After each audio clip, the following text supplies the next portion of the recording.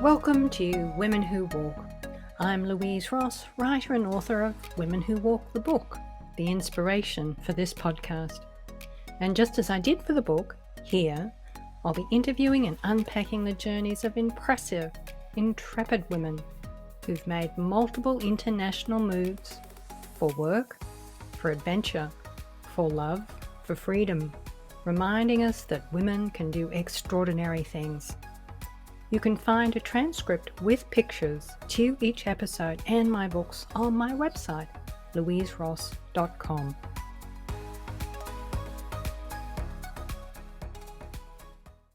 Hello listeners, welcome to episode 37 of Women Who Walk.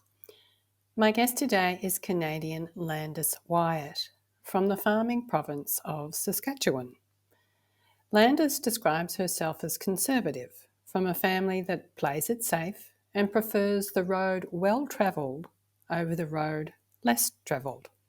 Yet, as a young adult, she set off on her first big adventure, and that was to Banff National Park, where she lived for the next 8 years and where she learnt to ski. She also became involved with the climbing community, learning to rock and ice climb, which she says often evoked in her a sense of fear. But she learned that fear doesn't mean stop. When she met Kent, her husband-to-be, he was a ski guide and carpenter, and Landis was one of his students in an avalanche course that he was teaching. Her next big adventure was a 7-month road trip with Kent, driving from Vancouver down through the US and down through Central America. It was while travelling along the Mexican coast that Landis learned to surf. The trip cemented their relationship and the couple married. Not long after, Kent had an opportunity to work with Food for the Hungry in East Africa. This was followed by an invitation in 2008 from Universal Outreach, a humanitarian organisation founded by his family, to work on a project building a school in post-Civil War Liberia. Landis's next adventure involved following Kent to Liberia, despite feeling that it was out of her comfort zone. However, she says, she couldn't resist once again stepping into her fear and into the unknown. But after 6 months, she jumped at the chance to return to Canada. And then after 8 months back in Canada, she decided to try again, and so in 2009, she and Kent made a more permanent country move to Liberia, where they've been working for Universal Outreach for 15 years. Landis commented to me that there were times when she thought she just couldn't do it, that hot, tropical Liberia, not long out of a civil war, was just too challenging for her. But facing her anxieties enabled her to grow, and she learned to do things she never imagined she was capable of. Everything from accounting to program development to photography. Today, Landis is the board chair of Universal Outreach and its communications director. And her leisureliest adventure to date is developing her love of surf photography.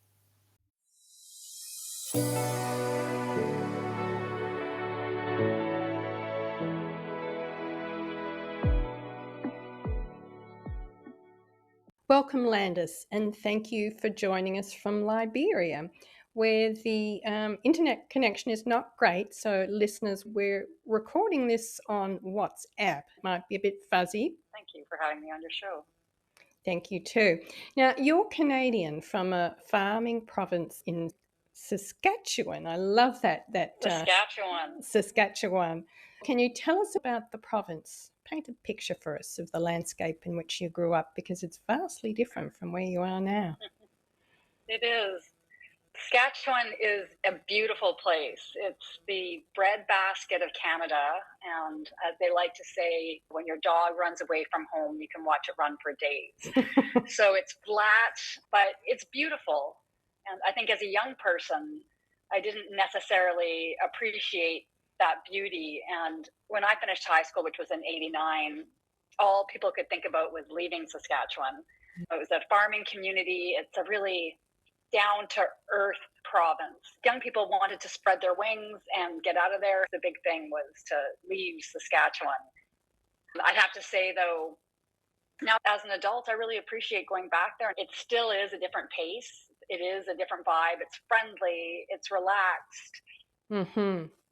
You pursued a degree in physical activity studies. Is this similar to physical education? And then what did you hope to do with your studies?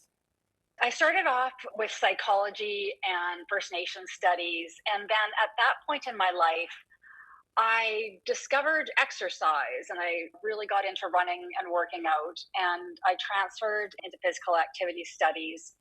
And most people, when they left the program, anticipated working at a place called the Paul Schwann Center for Rehab patients. So it wasn't to become phys ed teachers. It was actually like a university degree in personal training and then working with clients, like heart rehab clients and things like that. Mm-hmm. When I was done, I suppose my vision was to be one of those people working at the Paul Schwab Center for Cardiac Rehab at the University of Regina. But I went on a trip that summer and that changed the trajectory of my life. Oh, tell us about that trip. For my degree, I actually had to do courses in physical activities. And so I did a camping, canoeing, and orientation course. And we went on this wonderful canoe course. And I met some people from out of province that had been on lots of adventures. And they really inspired me. And they also encouraged me to consider exploring outside of Saskatchewan and doing more things. So I finished that course and then signed up for a rafting trip in Alberta and then went on to Banff National Park to connect with some friends I knew from Saskatchewan that were living there. Now, at some point along the way here, you met your husband-to-be when he was teaching an avalanche course that you took. From some background notes you sent me, you also had a very big adventure, or some amazing adventures together, in particular a road trip from Vancouver down to Costa Rica. You were doing a lot of surfing and you were surfing along the coast of Mexico. And what are some of the best memories from this trip? And what did you learn about yourself? Yeah, I met Kent. I was living in actually Canmore, which is a bedroom community to Banff National Park, and I took an avalanche course. He was the instructor, and he also happened to be friends with some of my best friends, but I didn't know him very well. We were in that program together, and I thought he was pretty cute. And at one point, he pulled me over as he was checking our beacons, and he leaned into me and whispered in my ear, and I was so excited, thinking, oh yeah, I've got a date. And he whispered to me, you have your skis on the wrong feet. Sorry, that's good. So I thought, well, he noticed me. Just not for what I was hoping he'd notice me for. So from there, Kent and I started dating, and our first date was to the climbing gym, and then our next date we went ice climbing together and ski touring together, and just both shared this love of the outdoors. Yeah. Kent lived in Whistler, I lived in Canmore, and eventually we found ways to spend time together. But at some point we decided that we wanted to go on a big adventure together. Kent worked as a guide and a carpenter, and he always had this seasonal work that allowed him to travel in between. And I was always working full time. So I got a seasonal job that would allow me some time to travel. And he and I decided to go on a trip to Central America. And we were going to fly down and we were going to surf. And at this point, I'd surfed twice, but I thought, well, what a great opportunity to learn to surf. As we looked at the logistics of getting to the different communities without a vehicle, it seemed really difficult. At that point, we had a van and we decided to camperize it and drive down. That trip we were gone for 7 months. We drove through the States, obviously, and then into Mexico. We went halfway through Mexico and ended up on the coast by Ixtapa. And that's where I learned to surf.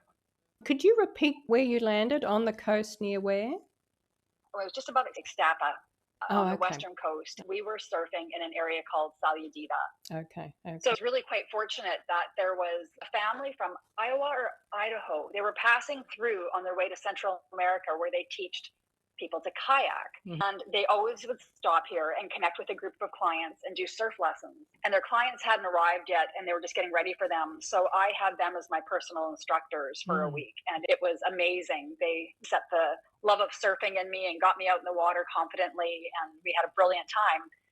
And then from there, Kent and I took off on our own and continued to work our way down the coast all the way to Costa Rica. Eventually, we worked our way back. So it was a long surfing trip. It was indeed. And I learned a lot. What did you learn? Well, I learned that you don't just go on a surfing trip as a beginner and get to surf every day. I mean, that's in regards to surfing only I'm referring to here. Quite naive to go on a long surfing trip and envision day after day of surfing and realizing that the water changes, conditions change. Sometimes it's just too big. There is surfing, and there's also a lot of time spent in the hammock. But one thing I learned, which I thought was really interesting, was every time you'd pass through a country, when we left Guatemala, they said to us, oh, be so careful in El Salvador. The people there are dangerous. And you get to El Salvador and it's fine. And then you leave El Salvador and everyone warns you, oh, be careful when you get to Honduras. The people there, it's very dangerous. And you get to Honduras and it's fine.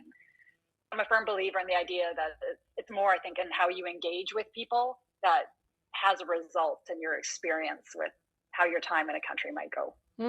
That's really nicely said. Thank you. I just had one small reflection. You'd only surfed twice before you took this trip. Do you think your ability with skiing helped you with surfing? Because it's a similar kind of rhythmic movement, isn't it? But it's so different because you're on a much less stable medium, and it's the waves coming to you and they have their own character versus on a hill when you're looking down, you have your line. I actually feel when I ski, I feel a much greater sense of control versus when I surf, I definitely know that I'm always at the mercy of the ocean. This trip must have been profoundly bonding for you and Kent. Because then you did go on to marry. But it sounds like he had a vision for what he wanted and where he wanted to go. And in some notes you'd sent me, you mentioned that he'd always wanted to work in Africa, something you say he hadn't mentioned to you previously. Did you have any feeling of foreboding about the possibility of living and working in Africa? Or were you open to it because you'd had this kind of bonding, almost year-long experience with Kent, exploring and traveling and surfing? I guess you're right. It was a good preparatory experience because when you're with someone 24/7, you certainly bond and you can certainly get under each other's nerves and you certainly have to figure things out together and you have to have each other's back. All of those things happened on our trip to Central America. And then when he asked me to marry him, he said, if we could survive that, I feel like we have a good chance at going forward in life together. Yes, I think so. Yep, you're right. But when he did mention Africa, the thing that struck me about it was that he had never mentioned it before. It was just one day we were out in Canmore and he says, I'd love to go work in Africa sometime. And that was it. That's all he said. And I remember exactly where we were. I remember the shock I felt thinking, he's never mentioned this. I have a feeling he's really going to do it. I think of Africa, and I know this is a silly comment, but I just think of it being a really hot place. And the one thing I learned on my trip to Central America is that I'm not a hot weather person. I'm not one for living close to the equator. And I had never actually heard of where Liberia even was. It wasn't a country that I had heard much about in the news. So it was all a big unknown. I knew it would happen and I was quite nervous about it, but I also thought, well, it'll be in the future and I'll deal with that when it comes. And you did? Well, future came faster than I expected. We ended up married, and just after we got married, Kent was invited to go to East Africa on a Food for the Hungry trip. So Kent went over with Food for Hungry to East Africa. At this point, Universal Outreach Foundation, who we work for, they had finished up their work in Honduras, and they were looking for new projects. We had this really amazing community of people behind our work, and they were keen to continue giving. Universal Outreach invited Kent to come all the way across the country to West Africa, to Liberia. And Liberia was just out of a long civil war. He felt like Liberia was in the worst shape. So he left and he came back to Canada, and then we got the invitation to come to Liberia for 1 year to build a school. I was really nervous. because I just envisioned heat. I didn't know what kind of place I'd live.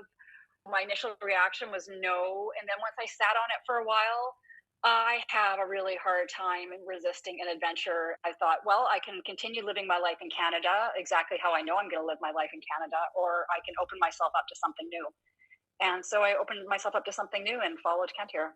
That was a really difficult decision as a newly married, that you were making a choice. I either stay in Canada and leave the marriage, or pursue this adventure with Kent. Is that what was going through your mind?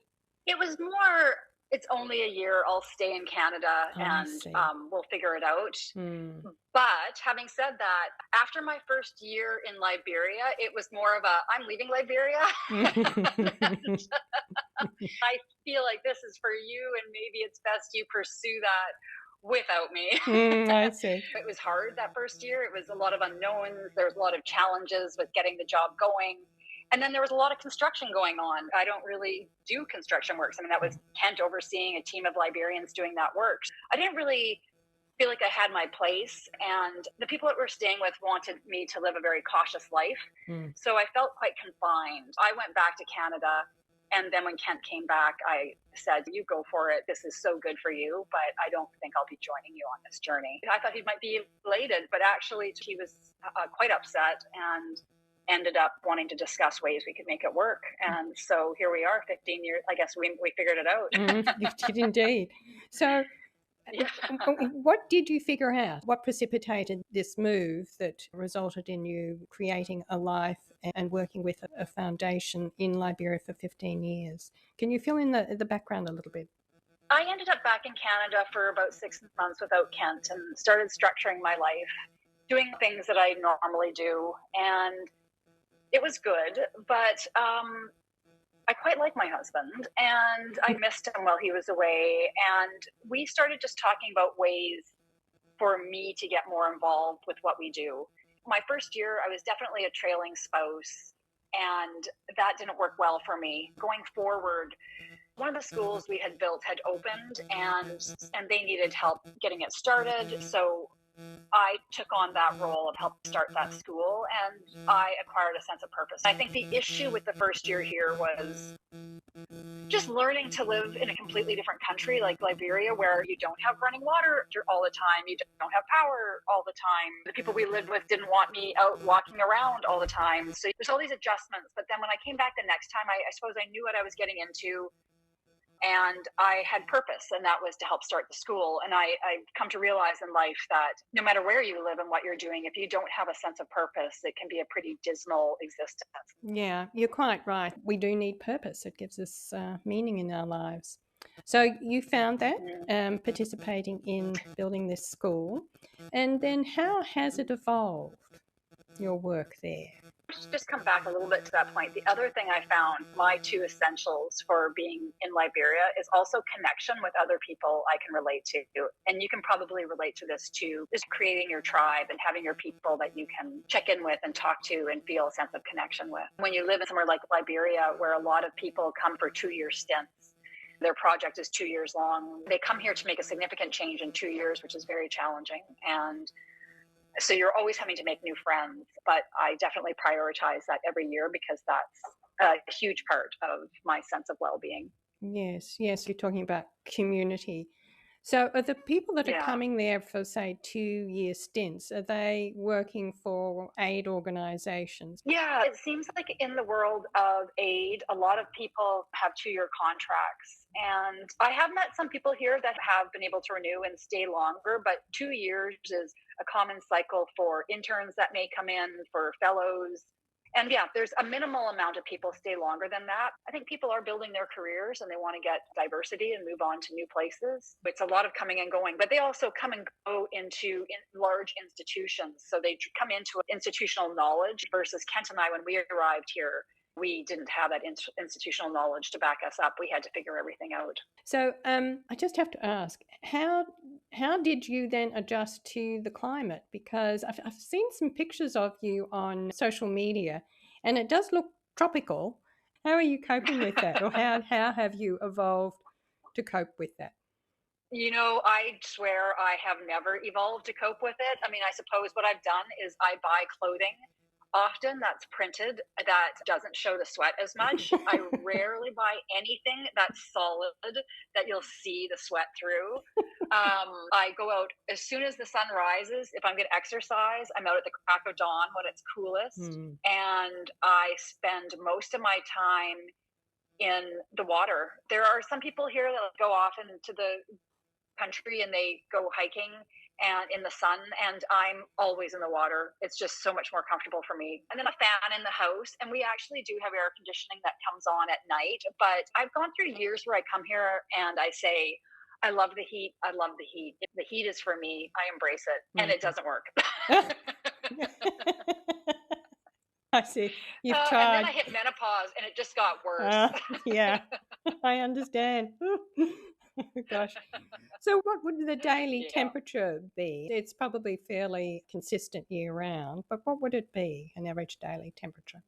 Average daily temperature can get up to 34 degrees in the dry season. These days, it's more like 30. Today, we're at 26. It's cloudy out in rainy season. Things drop down a notch.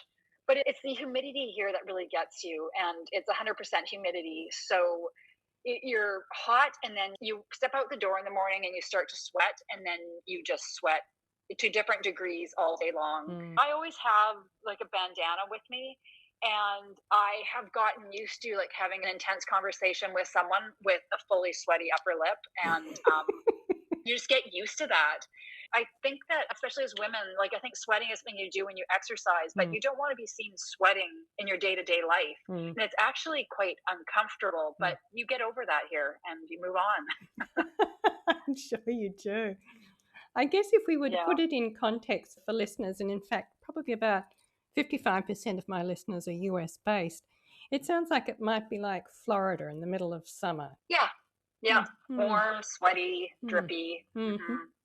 Yeah.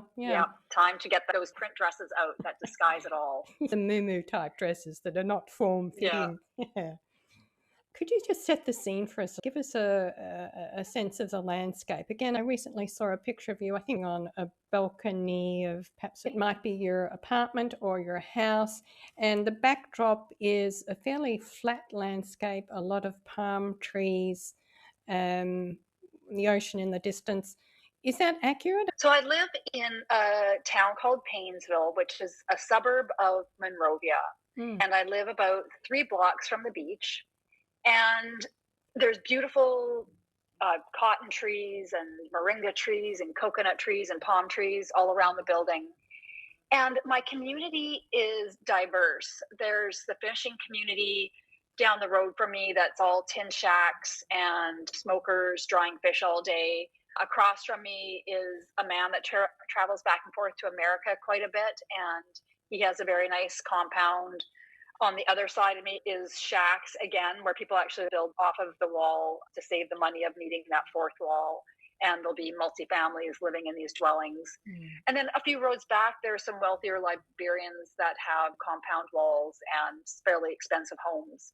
And right across from me is a school. In my compound where I live is actually a 4-story building that houses Liberia Pure, which is a business we mentor. They're a honey packaging business. So their packaging and warehouse facility is there. And then it's our offices. I happen to live on the 3rd floor, the compound, and then it's an open deck on top. We also have an accommodation building on our property for visiting beekeepers. And then we have an after-school center as well. It's a very tropical place. Liberia in general, it's flat around the ocean, but as you go inland, there's some nice hills. There's mountains, not what I would consider mountains, coming from the Rockies. There's definitely some elevation gain, and it's very dense rainforest. Technically, it's a moist forest, but it's a dense forest, and it's a very coveted forest here, actually. It's some of West Africa's last remaining rainforest. Wow. So beekeeping, I did notice on your social media again that this is one of the projects that you're fostering, or did you spearhead this, or was it already in place? The beekeeping started when we had built the schools and they were running, and we continually were asked for jobs from people. So we sat back and started thinking about what we can do about that, because as an organization, we just didn't have any jobs. And with everyone being farmers here, we thought that honey could be a good value added activity. We went about to find an organization that trained beekeepers, and we did a program with them, and we weren't completely impressed, so we decided to start running them ourselves. What we did was we brought bees abroad from England and a beekeeper from Nigeria and a beekeeper from Cameroon to join us in Liberia and start putting on training of trainers workshops so that there would be a group of experienced beekeepers that could travel the country to train other beekeepers. Now, there already was a small group of beekeepers here that had been trained in Ghana, and there was probably maybe about 10 beekeepers at that time that were actively beekeeping, and they were all in Nimba County. So we hosted our training of trainers in Nimba County with a handful of people. And then that group of people improved their knowledge. And then we had another training of trainers the next year, and they continued to increase their knowledge. And then we started running our beekeeper training programs and moving to other communities that were suitable for beekeeping and spreading the word. Because we're a small organization, we can't invest in a skills training program unless we're quite certain of the outcome. So we also met Liberia Pure, which was this tiny little business selling honey out of mayonnaise jars out of the back door of their office. We met with them. We offered them a startup loan, and they went out and offered to buy all the honey that anyone was producing and market it and sell it in grocery stores and start trying to create a market for honey in Liberia. And has that happened? Oh, yes. So 12 years ago, Liberia Pure bought all the honey it could from farmers. It was packaged. It went to grocery stores. It got on their shelves. And now Liberia Pure has put over $250,000 in farmers' pockets. Wow. They have flavored honeys. They have honeys in squeeze jars, honeys in bottles. They do lip balms from the beeswax. And we've also gotten into coconut oil production as a way of generating income in rural communities. So Liberia Pure now also buys coconut oil, and one of their most famous products is their coconut oil soap, which is absolutely gorgeous. So Liberia Pure is a key player in the development of the honey industry alongside of our training, because they ensure every honey producer that they'll buy their honey. So when you go out there and you start beekeeping, you're guaranteed to have a buyer for your product. I would say I'm very proud of Liberia Pure. It's been a great success, and it's been a hardworking team. They've had a lot to learn over the years. I've watched them grow over the years, and every challenge that they've come across, they figured out. I was going to reflect that it must be really exciting to see how it's evolved so successfully. Another of the programs that I wanted to talk about is the surfing program. I think this is how we first connected, because I think I saw a call for surfboards. Can you tell us a bit about the surfing program? I mean, it's quite extensive. Everything that you do is fairly extensive. Yeah, we met over the surfing project. I put a call out for donations, and you came to that call. So thank you very much for that. That was amazing. I believe we got a surfboard into a woman's hands thanks to you. Oh, that's right. Yes, great. I specifically wanted a surfboard to go to a young woman. That's right. And it did. So one thing we learned from beekeeping is that if you really want to make change, it takes a long time, and things never go as planned, and you have to be able to roll with the reality of the situation if you really want things to succeed long term. We had been watching surfing evolve for the past 14 years. When we were surfing here, there was two surfers in Liberia, Alfred and Benjamin, and we watched them become national surf champs in Liberia, and then we watched younger kids grab their board whenever they could. And more surfboards have come to Liberia, and all of those kids have grown up, and they're surfing now, and they're adults. It really struck me that these guys and girls, they're having their own families now, and they need to provide for themselves and their children, and they're really looking for a way of doing that. The community that they live in, Robertsport, is a strong fishing community. It's a very respected profession, and a lot of the surfers, when they get to the right age, do join in with that profession. But they want something else. They want something a little more. They want options, just like kids everywhere do. A few people have come through and tried little projects, and we were hesitant to get involved. But a few years ago, a gentleman by the name of Arthur Bourbon did a film called Water Get No Enemy, and he wanted to give back through that film. So he contacted us, said, is there anything that I can do for the surf community? And we said, well, we are sitting on the edge of our seats debating to start a project related to surf tourism. The government of Liberia has just donated a piece of land. The Cape Mount Surf Association just got their accreditation. Everything's lining up. So yeah, let's go for it. If you want to start raising money for a surf clubhouse, then go for it. When they got the piece of land donated by the government and when they got accredited, these are all really positive steps, and we decided we could get behind this. So we met with them and we formulated a plan for the land and created a vision. And we've been executing that vision for the past year and a half. That's very recent. And then we've been busy. Yeah, my word, you've been busy. One of the things you mentioned to me in a recent email is that your hope is that it will grow such that that you can create a surf reserve, and in fact, like one here in Portugal in Ericeira. Can you tell us about this? What's the intention there? There's the practical application of what we're doing, and then there's the dream. And the surf reserve is the dream. So to wrap up the practical application, over the past year and a half, we've built a restaurant, we built a clubhouse where they can house their surfboards and they can do all their kind of retail business. A washroom block has been established and there's a tower for water. So right now people can come and camp on the property. 4 kids went to tourism school, so now they're there and they can take care of the guests and manage things. The project opened last year right before the rainy season. And their first group of people that they got to host was surfers from around the world and around Liberia that came for their 9th annual surf competition. So they basically went from school to managing a large group of people, and they did a great job. And then the rainy season came, which means everything gets quiet in Robertsport. But now we're entering into a dry season again.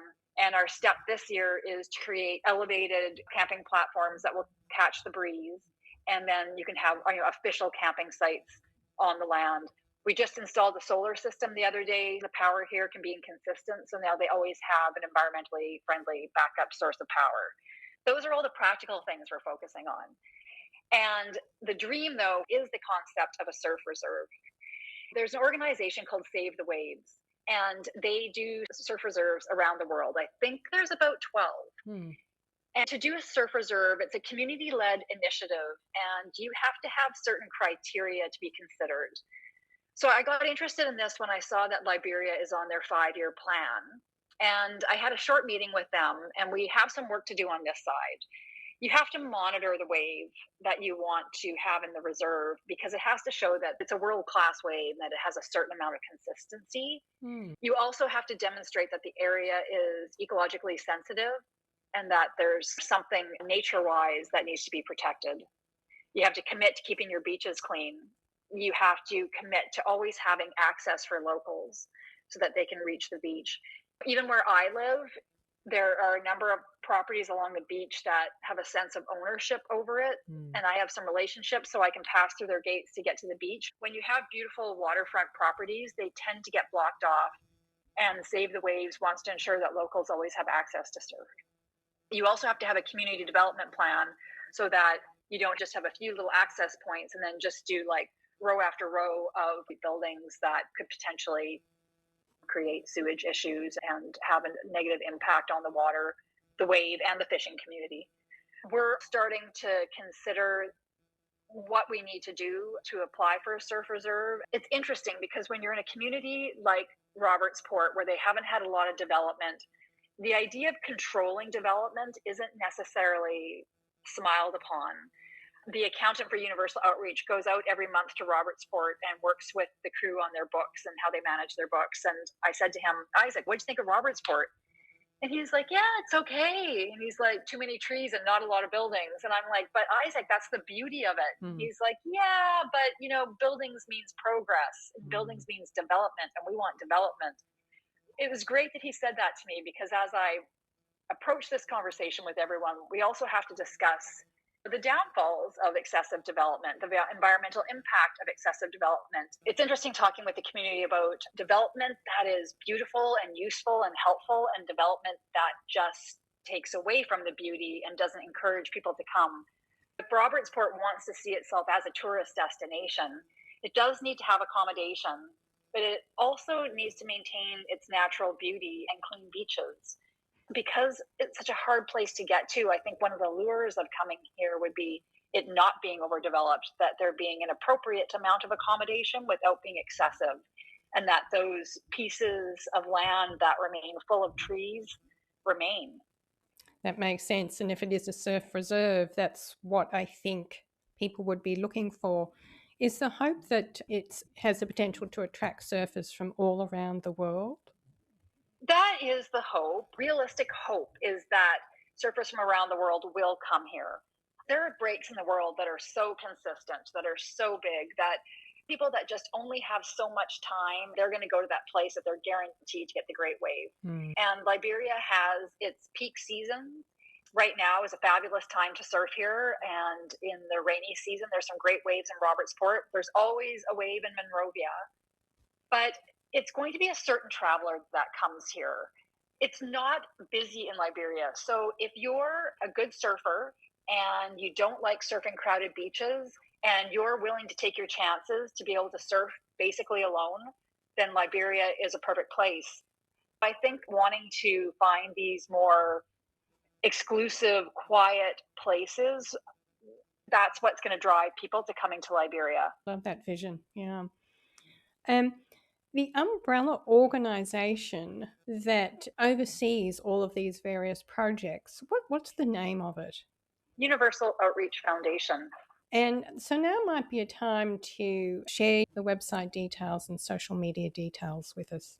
So you can find out more about Universal Outreach Foundation and our projects on our website, which is www.universaloutreachfoundation.org. We're also on Instagram and Facebook under Universal Outreach.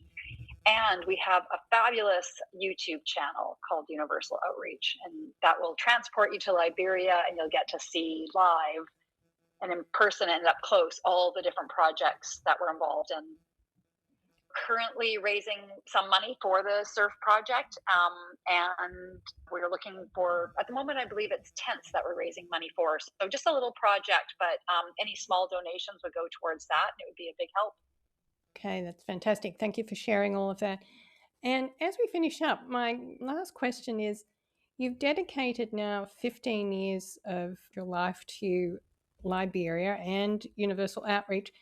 Do you see remaining there for many years to come? We'll always be involved in Liberia. Our involvement is always changing. When we started here, it was Kent and I, and we had a driver and a contract construction crew. And we've evolved to having an after-school center that's run by a woman named Angia, and Cecil Wilson is now our country director. And we've worked with these people over the years, and they're now very competent and very capable of taking over jobs that we used to have, which frees Kent and I up to focus on the bigger picture and to expand the Universal Outreach Foundation community. It's best that we outgrow ourselves, because if we aren't outgrowing ourselves, then the organization isn't growing and our ability to have impact isn't growing. So things are shifting right now. Our team does a great job when we're not around, and we're starting to spend a bit more time with our own community, raising awareness and raising funds. We usually spend 9 months a year in Liberia, and although that is fabulous, it does neglect the community that supports us in different parts of the world, and it is time to start spending more time with them. Having said that, it's always wonderful to come back here. We're very much a part of everything we do. Like, things get started, and then Kent and I join in to discuss them and meet about them and fine-tune them and evolve them. That happens as a team. But the execution really is in the hands of the team in Liberia now, and we trust them, and they're doing a great job. So for 3 months of the year, you go back to Canada? I typically spend 9 months here and then 3 months back in Canada. And I think that's going to start shifting to a 6-month split. We had a fabulous summer in Canada with our Universal Outreach community, and actually visiting some other donors that are in Switzerland that are a part of the surf project. And it means a lot to people to get to spend time with us and hear what we're doing. And it also inspires them and gives them confidence as to where their donations are going. That's a big part of my job, and I look forward to spending more time doing that, because we happen to be a part of such an amazing community, and they're so much fun to hang out with. Thank you so much, Landis, for sharing your story of life and work in Liberia. I really appreciate the time today that you've given me. Thank you so much. You're welcome. Thank you for having me. Thank you for listening today. So you don't miss future episodes, subscribe on your favourite podcast provider or on my YouTube channel, Women Who Walk Podcast. Also, feel free to connect with comments on Instagram at Louise Ross Writer or Writer and Podcaster Louise Ross on Facebook, or find me on LinkedIn. And finally, if you enjoyed this episode, spread the word and tell your friends.